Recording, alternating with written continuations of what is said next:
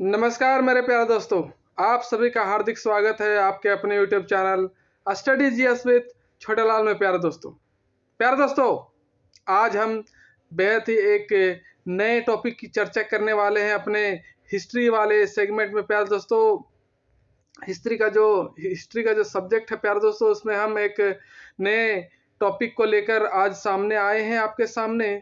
प्यारे दोस्तों, अगर चैनल में नए हैं तो चैनल को लाइक, शेयर और सब्सक्राइब करना ना भूलें प्यारे दोस्तों, है ना। और जितना हो सके उतना लाइक तो और शेयर तो करना ही पड़ेगा प्यारे दोस्तों, है ना, ताकि इस चैनल के माध्यम से ज़्यादा से ज़्यादा लोग जुड़ सके और अपनी स्टडी को इम्प्रूव कर सके और बेहतर कर सके प्यारे दोस्तों। तो चलिए प्यारे दोस्तों, वीडियो को स्टार्ट करते हैं बिना देरी किए हुए, बिना समय गवाए हुए प्यारे दोस्तों। तो प्यारे दोस्तों, चैनल में बने रहिए और देखिए कि आज हम कौन सा नया टॉपिक स्टार्ट करने वाले हैं। तो वो है प्यारे दोस्तों, impact of British empire on Indian economy, है ना। भारतीय अर्थव्यवस्था पर ब्रिटिश साम्राज्य का जो प्रभाव पड़ा प्यारे दोस्तों, है ना, जो इम्पैक्ट पड़ा, उसके बारे में आज हम पढ़ने वाले हैं। आज जो है प्यारे दोस्तों, बहुत ही विस्तृत तरीके से हम चीज़ों को समझने का कोशिश करेंगे कि किस तरह से भारतीय अर्थव्यवस्था पर ब्रिटिश साम्राज्य का इम्पैक्ट पड़ा, प्रभाव पड़ा मेरे प्यारे दोस्तों, है ना। तो प्यारे दोस्तों, चलिए आज की कहानी को शुरू करते हैं। और इस तरह से बात शुरू होती है आज की प्यारे दोस्तों कि अंग्रेजों के भारत आने से, किसके आने से प्यारे दोस्तों, अंग्रेजों के भारत आने से पहले यहाँ की जो जनता थी, 90% जनता जो थी प्यारे दोस्तों, वो क्या थे, किसान थे, है ना। 90% जनता जो है यहाँ के क्या करते थे, कि खेती बाड़ी करते थे और पैसे से क्या थे, किसान थे मेरे प्यारे दोस्तों। भारत में जितने भी व्यवसाय थे सभी अनुवांशिक हुआ करते थे। मतलब कहने का मतलब है कि प्यारे दोस्तों कि जो किसान है, किसान का बेटा किसान ही बनेगा, मतलब कि खेती ही करेगा प्यारे दोस्तों, और दूसरा काम नहीं करेगा, है ना। और दूसरे तरीके जो काम है, जैसे कि मोची का काम कोई कर रहा है, तो उसके खानदान में जितने भी बाकी मेंबर होंगे वो भी सारे के सारे क्या काम करेंगे, मोची का ही काम करेंगे। धोबी है तो धोबी का ही काम करेगा, लोहार है तो लोहार का ही काम करेगा प्यारे दोस्तों, है ना। तो इस तरह से अनेकों उदाहरण आप देख सकते हैं कि जो भी काम होता है हमारे समाज में, तो वो इस तरह से अनुवांशिक हुआ करता था प्यारे दोस्तों, अंग्रेजों के आने से पहले। कहाँ पर, हमारे देश भारत में प्यारे दोस्तों। यहाँ की रेशमी और सूती वस्त्र जो था प्यारे दोस्तों, बहुत ही प्रसिद्ध था। पूरी दुनिया में जो है प्यारे दोस्तों, इसका डंका बजता था कि हमारे देश का रेशमी और सूती वस्त्र, जो वस्त्र बनते थे रेशम से और जो कॉटन से बनते थे प्यारे दोस्तों वस्त्र, वो पूरी दुनिया में फेमस था। पूरा दुनिया में इसका डिमांड था, मांग था प्यारे दोस्तों। इतना मांग था कि यहाँ के लोग उसको पूरा नहीं कर पाते थे, है ना, क्योंकि ये अपने हाथों से बनाया करते थे। और हाथ से दोस्तों कितना तेजी से काम हो सकता है, ज्यादा तेजी से काम होगा क्या, नहीं होगा। इसीलिए प्यारे दोस्तों पूरा दुनिया में इन सारे चीजों का मांग हुआ करता था, किसका, मुख्य रूप से रेशमी और सूती वस्त्रों का प्यारे दोस्तों। आगे देखते हैं हम प्यारे दोस्तों कि यहाँ पर, कहाँ पर, हमारे देश भारत में प्यारे दोस्तों की जो संगमरमर होता है, जानबे करते हैं, जो विश्व प्रसिद्ध है, कौन, ताजमहल, वही प्रेम की निशानी, प्यार की निशानी, हाँ, वो किससे बना है, संगमरमर से बना है। तो प्यारे दोस्तों कहने का मतलब है कि हमारे यहाँ जो संगमरमर, लकड़ी, पत्थरों पर नक्काशी किया जाता था, है ना, लकड़ी पर क्या किया जाता था, नक्काशी, और पत्थरों पर भी नक्काशी किया जाता था। मतलब कि पत्थर हो, लकड़ी हो या फिर संगमरमर हो, वहां पर छेनी हथौड़ा से लेकर के खोद खोद के कुछ चीज का चित्र, कोई चीज लिखने का काम, है ना, वो सब किया जाता था प्यारे दोस्तों। तो उसी को कहते हैं नक्काशी करना। तो ये जो था प्यारे दोस्तों, जो विश्व प्रसिद्ध था, क्या था प्यारे दोस्तों, पूरे विश्व में प्रसिद्ध था। और सोने चांदी के कीमती आभूषण भी बनाए जाते थे, जिसका पूरे दुनिया में बोलबाला था, है ना।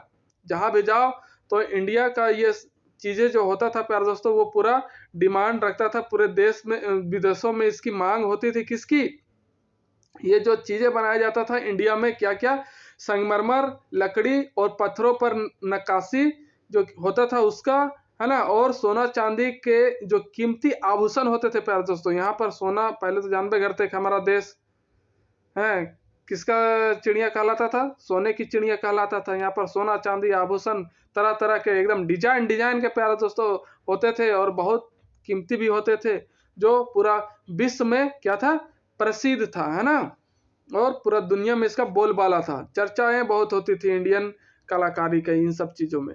भारत से नील, मसाले, अफीम पूरे दुनिया में निर्यात किए जाते थे प्यारे दोस्तों।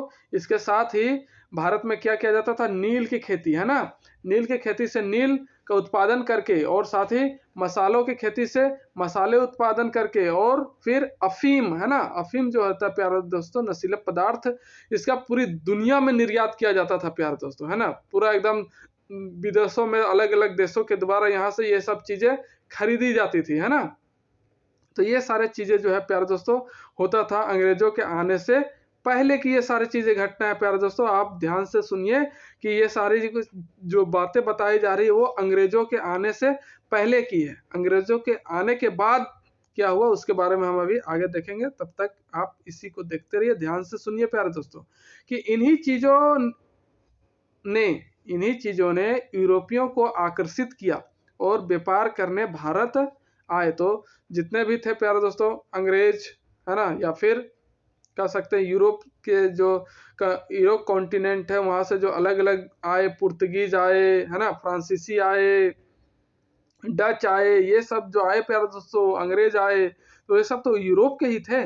तो यूरोप के लोग भारत क्यों आया, इन्हीं सब चीजों के चलते व्यापार करने के लिए, है ना, नील, मसाला, अफीम, है ना, संगमरमर, लकड़ी और पत्थरों पर किया हुआ नक्काशी, सोना चांदी का जो कीमती आभूषण है, ये सब यही सब का व्यापार करने के लिए जो है एकदम एकदम ये लोग ललायित हो उठा कि नहीं हमको भारत जाना है तो जाना है और वहां जाके एकदम झंडा गाड़ देना है। और वही सब किया, हम लोग ठहरे एकदम उन लोग के बातों में आ गए, है ना, और सीधा सापाटा आदमी उन लोगों की बातों में फंसते चला गया और धीरे धीरे गुलाम उन लोग हम लोग को बनाते चला गया। तो वही सब के चलते जो है प्यारे दोस्तों, वही लालच के चलते उन लोग का आया, भारत आया और व्यापार शुरू करने लगा। कौन, अंग्रेज सब। अब आगे देखते हैं प्यारे दोस्तों कि जलालुद्दीन मोहम्मद अकबर, ये जो है फेमस कह सकते हैं महान मुगल शासक अकबर के शासन काल में अंग्रेजों का आगमन हुआ, है ना। जो कौन थे प्यारे दोस्तों, अकबर, है ना, अकबर का शासन काल में ही किनका आगमन हुआ था, अंग्रेजों का आगमन हुआ था। वे व्यापार करने भारत आए, है ना, सिर्फ और सिर्फ क्या करने आए थे शुरू में, व्यापार। याद रखिए प्यारे दोस्तों, क्या करने के लिए आए थे, सिर्फ और सिर्फ व्यापार करने के लिए भारत आए थे। शाहजहां ने अंग्रेजों को 1650 ईस्वी में बिना कर दिए बंगाल में व्यापार करने की अनुमति दे दी, है ना। 1650 ईस्वी में जो है शाहजहां था प्यारे दोस्तों मुगल बादशाह, उसने इजाजत दे दिया अंग्रेजों को कहां पर, बंगाल में व्यापार करने का, वो भी बिना टैक्स फ्री, बिना कर के, है ना। जैसे अंग्रेजों का व्यापार बहुत तेजी से बढ़ने लगा, है ना, एकदम इतना तेजी से ग्रोथ किया उन लोगों का व्यापार, उन लोगों का ट्रेड प्यारे दोस्तों की मत पूछिए। अभी वैसा अंबानी का नहीं करता होगा उस तरह से किया। वे यूरोप से बनी वस्तुएं भारत लाते और यहाँ की वस्तुएं यूरोप लेकर जाते थे। तो इनका व्यापार किस तरह से होता था कि यूरोप में जो चीजें बनती थी प्यारे दोस्तों वो भारतीयों के लिए लेकर आते थे और साथ ही यहाँ की जो चीजें बनती थी उसको उठा करके यूरोप लेके जाते थे प्यारे दोस्तों, है ना। कहाँ लेके जाते थे, यूरोप, क्योंकि यूरोप में भारतीय सामानों की भारी डिमांड थी। क्या थी प्यारे दोस्तों, भारी डिमांड थी, बहुत लोग पसंद करते थे और एकदम दिलो जान से पसंद करते थे। तो प्यारे दोस्तों वे भारत से नील, सूती वस्त्र, मसाले आदि यूरोप ले जाया करते थे। यूरोप वे कौन सी चीज ले जाता था प्यारे दोस्तों भारत से, तो वे ले जाता था प्यारे दोस्तों नील, है ना, सूती वस्त्र और मसाले, इस तरह का कुछ आभूषण, सोना चांदी, है ना, नक्काशी किया हुआ चीज, ये सारे चीजें कहाँ ले जाते थे, यूरोप कॉन्टिनेंट ले जाते थे और यूरोप में जाकर महंगे महंगे दामों में बेचते थे। यहाँ एकदम कौड़ी के भाव में सस्ता में खरीदता था और वहां जाके ये एकदम बढ़ा बढ़ा के बेचता था प्यारे दोस्तों। आगे देखते हैं प्यारे दोस्तों कि हिंदुस्तान में हाथी दांत से बने वस्तुएं बहुत प्रसिद्ध हुआ करती थी, जिन्हें अंग्रेज यहाँ से यूरोप ले जाकर बेचा करते थे। तो हिंदुस्तान में पहले जो प्यारे दोस्तों हाथी के दांत से बनी हुई वस्तुएं जो होती थी बहुत प्रसिद्ध हुआ करती थी, पूरा विश्व में प्रसिद्ध थी। इसका डिमांड जो था प्यारे दोस्तों बहुत अधिक था। तो जो अंग्रेज आए प्यारे दोस्तों वे यहाँ से खरीदते थे और यूरोप में ले जाकर के ऊंची ऊंची दामों पर बेचते थे और मुनाफा एकदम कमाते थे प्यारे दोस्तों। धीरे धीरे भारत में जितनी भी वस्तुएं बनती थी उसे यूरोप ले जाकर बेचा जाने लगा और वहां भारतीय वस्तुओं के लिए एक बड़ा बाजार बनाया गया, जहां कई गुना ज्यादा दामों पर भारतीय वस्तुओं को बेचा जाने लगा। तो प्यारे दोस्तों धीरे धीरे जितना भी सामान यहाँ पर बनता था हमारे देश इंडिया में, सभी को उठा करके वो लोग कहाँ ले जाता था, यूरोप ले जाया जाता था। और यूरोप ले जाने के बाद स्पेशल एक ऐसा मार्केट तैयार किया गया था कि जहां पर सिर्फ और सिर्फ भारतीय सामानों को ही बेचा जाता था, या फिर उस बाजार में सिर्फ और सिर्फ भारतीय सामान भी मिलते थे। और यहाँ पर अगर 10 रुपया में खरीदा प्यारा तो दोस्तों तो वहां जाकर के सीधा 100 रुपया 150 रुपया में ऐसे बेचता था, इतना महंगा दाम में बेचता था प्यारा। तो सोचिए कितना ये लोग माला माल हुआ होगा। आगे है प्यारे दोस्तों कि बाजार की बढ़ती मांगों को, है ना, क्या है, बाजार की बढ़ती मांगों को पूरा करने के लिए अंग्रेज भारतीय उद्योगों में सहायता करने लगे, जिससे यहाँ से वे कम दामों में खरीद कर यूरोप में कई गुना ज्यादा दामों में बेचने लगे और मुनाफा कमाने लगे। तो अब क्या हुआ प्यारे दोस्तों कि पहले इंडियन लोग ही बनाया करते थे, हैं, क्या करते थे, पहले इंडिया के लोगों द्वारा ही बनकर तैयार होता था वस्तु। लेकिन जैसे जैसे यूरोप के बाजारों में यहाँ की वस्तुओं का जो डिमांड है, मांग जो है प्यारे दोस्तों वो बढ़ने लगा, है ना। तो क्या किया अंग्रेज लोग कि यहाँ पर जो भारत में सामान बनता था उसमें जो बनाने वाले लोग होते थे उनकी मदद करने लगे, उनकी सहायता करने लगे, आर्थिक रूप से शारीरिक रूप से सहायता करने लगे और कुछ नए नए टेक्निक मशीन उशीन का भी व्यवस्था करने लगे, ताकि यहाँ पर उत्पादन जो है भारत के लोग ज्यादा कर सके और ज्यादा से ज्यादा माल, ज्यादा से ज्यादा चीजें, वस्तुएं यूरोप पहुंच सके और वहां पर बेचा जा सके, है ना। तो इस तरह से उन लोगों ने शुरू इंडियन लोग के साथ क्या किया, हम भारतीयों के साथ सहायता करना शुरू कर दिया प्यारे दोस्तों अंग्रेज लोग। तो फर्स्ट प्रभाव देखते हैं प्यारे दोस्तों कि अंग्रेजों का जो है प्यारे दोस्तों भारतीय अर्थव्यवस्था पर क्या प्रभाव पड़ा वो देखते हैं। फर्स्ट है प्यारे दोस्तों कि ब्रिटिश कॉलोनिज्म, है ना। तो ब्रिटिश उपनिवेशवाद के बारे में हम इसमें पहले पढ़ते हैं प्यारे दोस्तों, एक छोटा सा प्यारा सा टॉपिक है ब्रिटिश कॉलोनिज्म, ब्रिटिश उपनिवेशवाद। तो इसके बारे में हम पढ़ते हैं प्यारे दोस्तों। इसमें क्या है कि आर्थिक दृष्टि से ब्रिटेन की सीमा से बाहर इसके साम्राज्य का विस्तार करना ही ब्रिटिश उपनिवेशवाद कहलाता है ना। शुरुआत में क्या था प्यारे दोस्तों, इनिशियली कि आर्थिक दृष्टि से ब्रिटेन को सीमा से बाहर इसके साम्राज्य का विस्तार करना ही ब्रिटिश उपनिवेश कहलाता है। मतलब कि ब्रिटेन के लोग जितना भी थे उनका शुरू में क्या होता था, सोच कि जो ब्रिटेन की सीमा है उसको अब ब्रिटेन से भी बाहर क्या करना है, बढ़ाना है, साम्राज्य विस्तार करना है ना।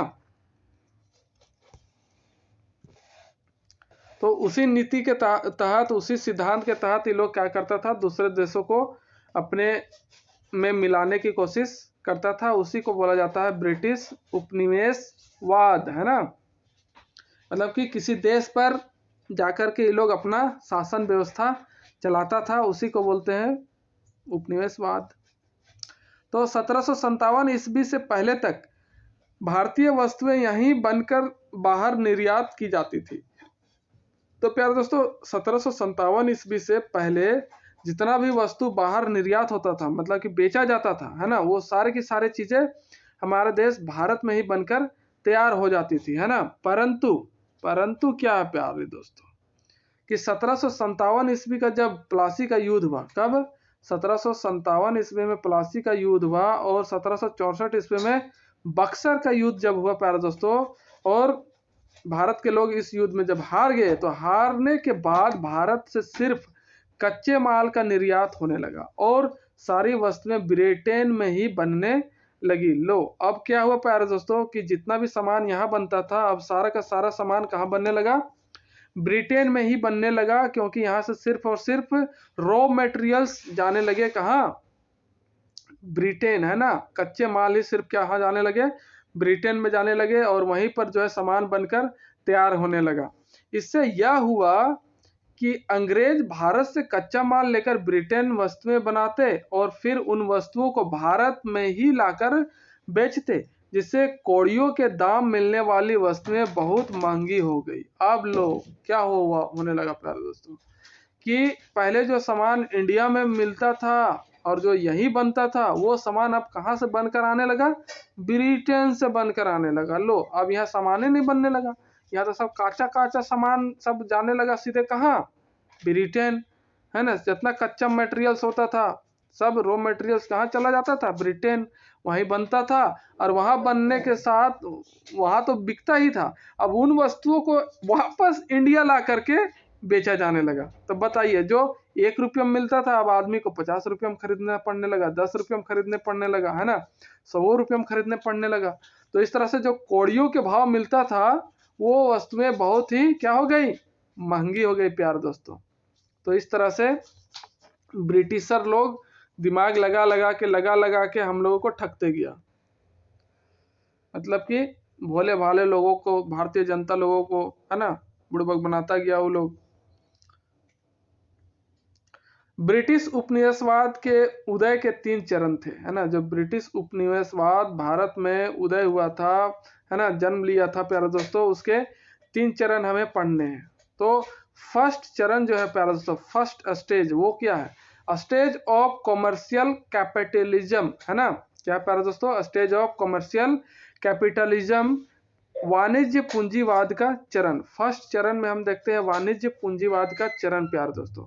तो इसमें देखते हैं हम प्यारे दोस्तों क्या कि इसमें देखते हैं हम प्यारे दोस्तों व्हाट हैपनिंग हियर।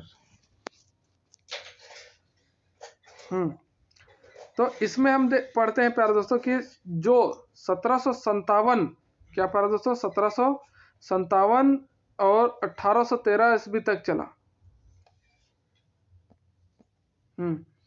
ये जो है प्यारे दोस्तों 1757 से 1813 ईस्वी तक चला। क्या, स्टेज ऑफ कॉमर्शियल कैपिटलिज्म, है ना, कैपिटलिज्म मतलब कि वाणिज्य पूंजीवाद का चरण जो है प्यारे दोस्तों 1757 में स्टार्ट हुआ, 1813 ईस्वी तक चला। इसी चरण को बंगाल के साथ व्यापार तथा लूट का युग कहा जाता है। ये जो चरण है प्यारे दोस्तों 1757 से 1813 ईस्वी तक, इसी समय को क्या कहा जाता है, बंगाल के साथ व्यापार और लूट का युग। पूरा इसमें भारतीयों को क्या किया, लूटा गया, है ना। मतलब कि सभी तरीकों से भारतीयों को क्या पहुंचाया जाता था, आर्थिक नुकसान पहुंचाया जाता था प्यारे दोस्तों। एकदम कोई भी चीजें एकदम कौड़ियों के भाव से एकदम महंगी से महंगी चीजों को एकदम सस्ती तरीके से खरीद लेता था अंग्रेज लोग और फिर इन्हीं को महंगे दामों पर बेच देता था। तो इस तरह से लूट का युग भी कहा जाता है और व्यापार का युग कहा जाता है बंगाल के साथ, क्योंकि इस काल में जमकर लूटा गया, है ना। इस काल में क्या हुआ था,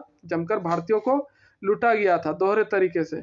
इस चरण में इनके उद्देश्य था, इस चरण, ये जो चरण था प्यारे दोस्तों वाणिज्य पूंजीवाद का चरण, इसमें इनका जो उद्देश्य था प्यारे दोस्तों वो क्या था, व्यापारिक अधिकार, है ना। भारत में क्या प्राप्त करना, व्यापारिक अधिकार प्राप्त करना और साथ ही कम मूल्य पर वस्तुएं खरीदना और अधिक दामों पर बेचना, है ना। और साथ ही प्यारे दोस्तों और क्या था इनका उद्देश्य, पॉलिटिकल डोमिनेंस, है ना। क्या था, पॉलिटिकल डोमिनेंस, राजनीतिक अधिकार प्राप्त करना भारत में। इनका ये 3 मुख्य उद्देश्य था, है ना, प्रथम चरण का।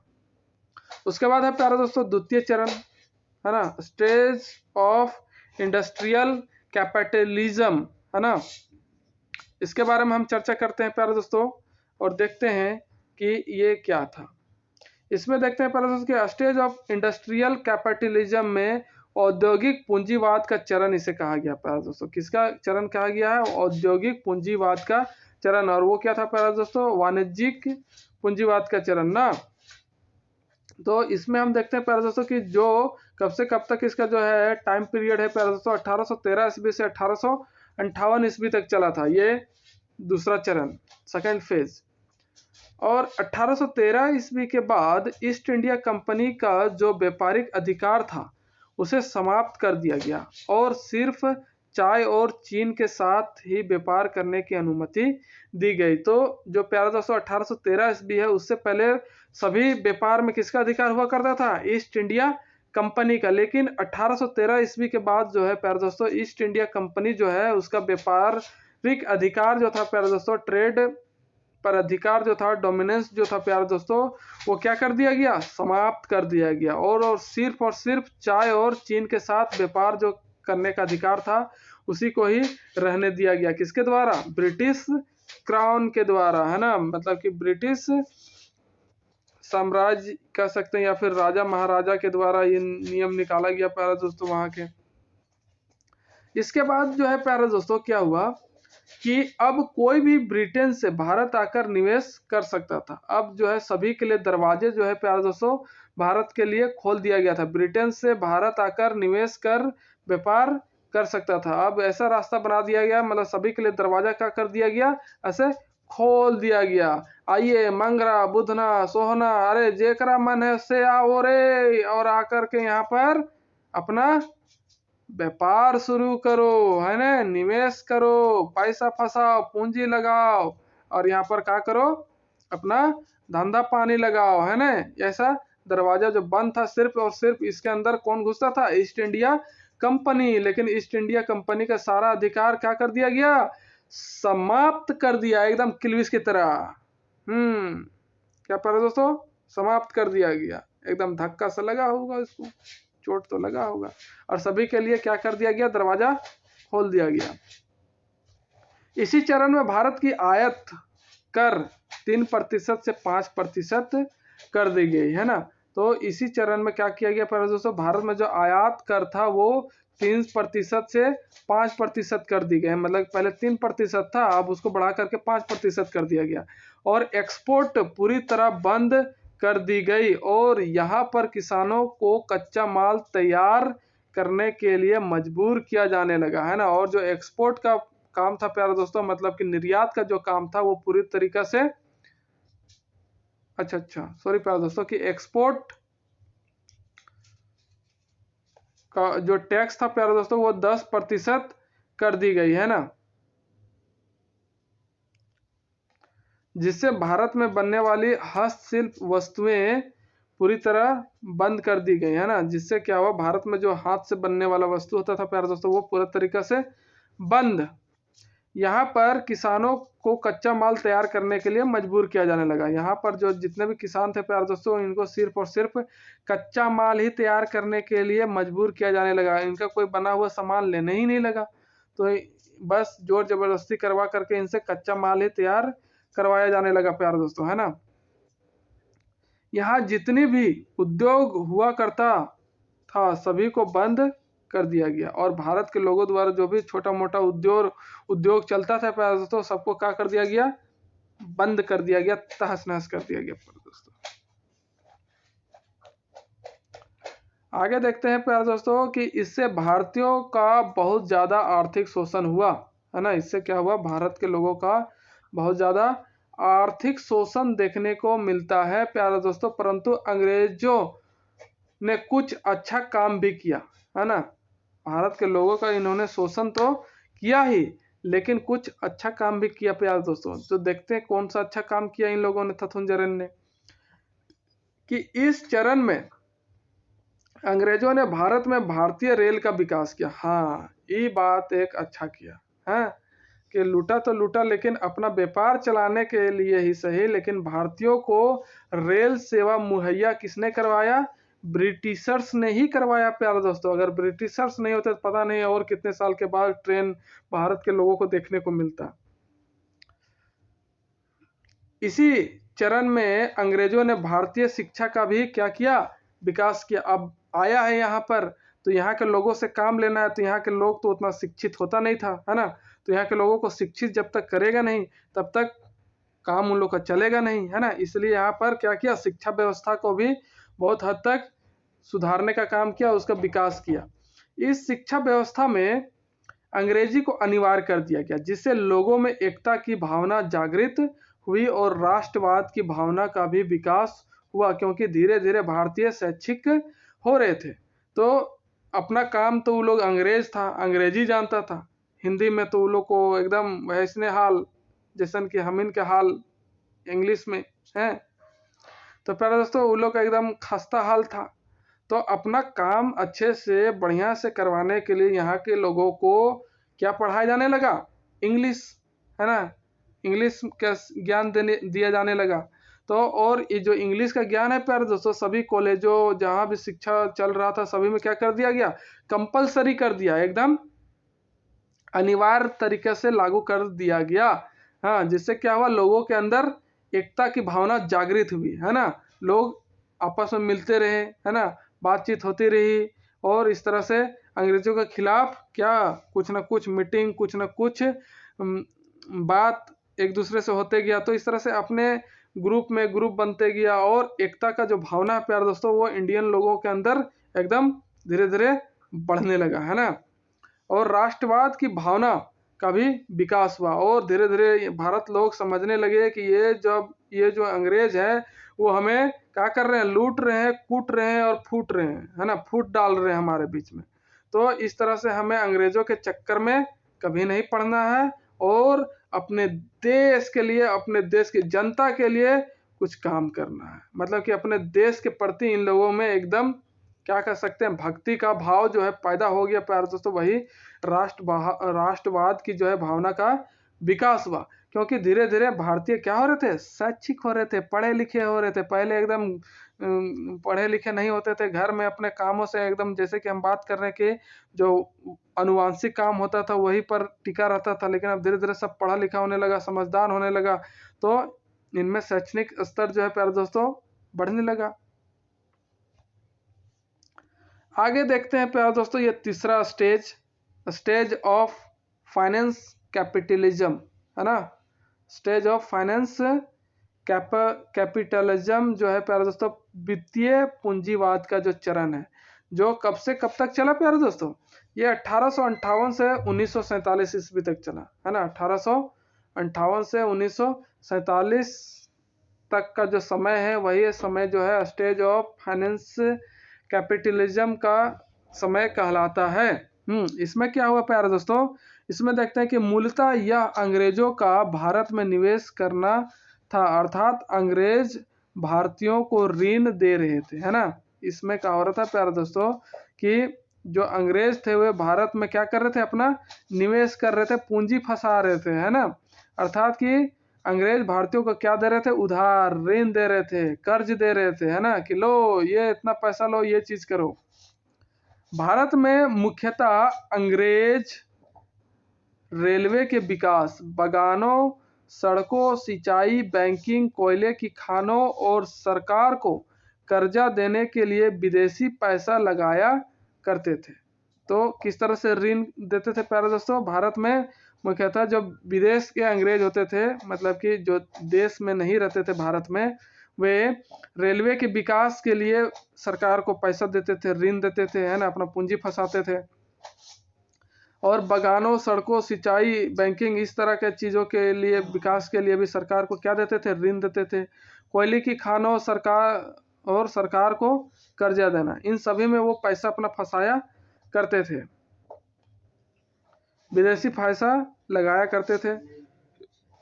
इसका नतीजा यह हुआ कि भारत सरकार जो कर्जा था तो धीरे धीरे बढ़ने लगा। वो क्या हुआ प्यारे दोस्तों, धीरे धीरे बढ़ने लगा। तो इस तरह से जो भारत की सरकार उसमें ब्रिटिश क्राउन द्वारा चलता था, उससे क्या हुआ कि धीरे धीरे कर्जा जो है भारत सरकार पर एकदम हाई वोल्टेज की तरह बढ़ता गया और बढ़ने ही लगा प्यारे दोस्तों। आगे देखते हैं प्यारे दोस्तों, जब 1858 ईस्वी में, कब प्यारे दोस्तों, 1858 ईस्वी में ईस्ट इंडिया कंपनी बंद हुई, है ना। तो ईस्ट इंडिया कंपनी कब बंद हुआ प्यारे दोस्तों, 1858 58 ईस्वी में, तब भारतीय सरकार है ना, ब्रिटिश क्राउन पर 7 करोड़ पाउंड का कर्जा था। कितना का कर्जा था प्यारे दोस्तों? 7 करोड़ पाउंड उस टाइम प्यारे दोस्तों, सोचिए। जब 1937 ईस्वी में द्वितीय विश्व युद्ध हुआ या फिर प्रारंभ हुआ, तब यह कर्ज जो है बढ़कर प्यारे दोस्तों कितना हो गया? 88 करोड़ 42 लाख पाउंड। सोचिए 1937 में कितना हो गया? 88 करोड़ 42 लाख, और उस समय सिर्फ था 7 करोड़। कितना गुना बढ़ा प्यारे दोस्तों कर्ज, जिससे सिर्फ ब्रिटिश पूंजीपतियों को क्या हुआ? लाभ हुआ। इसे पूरा करने के लिए भारतीयों से भारत सरकार द्वारा कई गुना ज्यादा क्या लिया जाने लगा? लगान, टैक्स लिया जाने लगा प्यारे दोस्तों, है ना। पहले 10 रुपया लेता होगा तो उसका पूरा करने के लिए 100 रुपया, 150 रुपया, इस तरह से इतना ज्यादा एकदम 10 गुना 20 गुना क्या करने लगा? ये लोग टैक्स लेने लगा जबरदस्ती। भारत को कंगाल है ये था, और वो कंगाल करने लगा ये लोग, एकदम अपना फायदा खाली देखता था। 1 अप्रैल 1935 को रिजर्व बैंक ऑफ इंडिया की स्थापना की गई। तो अभी जो आरबीआई है प्यारे दोस्तों, वो पूछा जाए उसका स्थापना कब किया गया? तो 1 अप्रैल 1935 को। एक बहुत बड़ी निजी बैंक थी उस समय जो प्यारे दोस्तों, ये जो आरबीआई है बहुत बड़ी क्या थी? निजी प्राइवेट बैंक थी, जो सर्वोच्च बैंक जिसका काम मुद्रा जारी करना और समुचित मुद्रा व्यवस्था को नियंत्रित करना था। इसका क्या काम था प्यारे दोस्तों? कि सर्वोच्च बैंक था, सबसे बड़ा बैंक था, और ये मुद्रा को जारी करती थी, है ना, इशू करता था मुद्रा, और साथ ही समुचित मुद्रा व्यवस्था को नियंत्रित कंट्रोल भी करता था। कौन? आरबीआई, और अभी भी करता है हमारे देश भारत में। एक केंद्रीय बैंक के रूप में 1921 ईस्वी में इंपीरियल बैंक ऑफ इंडिया की स्थापना की गई थी, और इसके साथ ही 1921 में ही एक और बैंक का स्थापना किया गया था प्यारे दोस्तों। कौन? Imperial bank of India.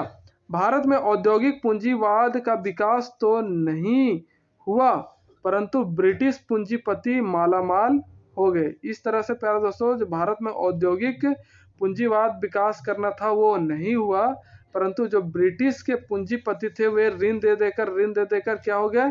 मालामाल हो गए, एकदम गदगद। तो प्यारे दोस्तों, ये था 3 तरह का जो चरण हमने पढ़ा। वो अब आगे है प्यारे दोस्तों लैंड रेवेन्यू सिस्टम, भू राजस्व प्रणाली के बारे में हम पढ़ेंगे, है ना, कि इसमें किस तरह से इम्पैक्ट पड़ा अंग्रेजों का, किस तरह का नीति धारा चलाया वो लोग। तो प्यारे दोस्तों नेक्स्ट वीडियो में मिलते हैं और इस टॉपिक को हम कंप्लीट करेंगे प्यारे दोस्तों, लैंड रेवेन्यू सिस्टम, भू राजस्व प्रणाली, है ना। तो प्यारे दोस्तों अगर वीडियो में अंतिम समय तक आप बने रहें, इसके लिए दिल की गहराई से आपको धन्यवाद। मिलते हैं नेक्स्ट वीडियो के साथ, और तब तक के लिए नमस्कार।